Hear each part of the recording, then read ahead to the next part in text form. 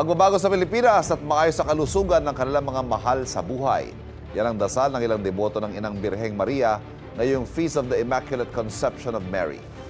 Live mula sa Maynila, may unang balita si Bea Pinla. Bea.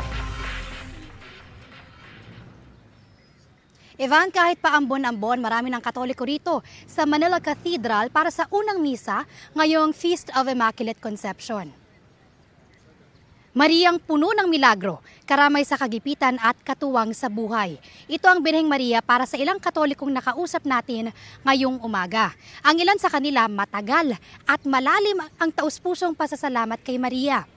Hindi raw kumpleto ang December 8 nila kapag hindi nadadalaw at nakapagpapasalamat sa kanya.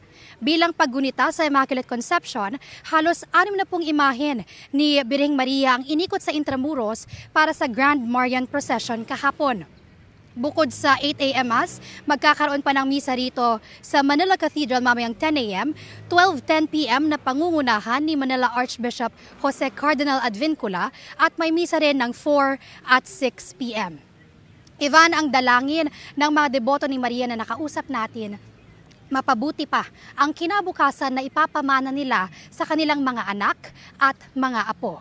Special non-working holiday po ngayong Feast of Immaculate Conception at suspendido ang number coding sa Metro Manila. Yan ang unang balita mula rito sa Maynila. Bea Pinlac para sa GMA Integrated News.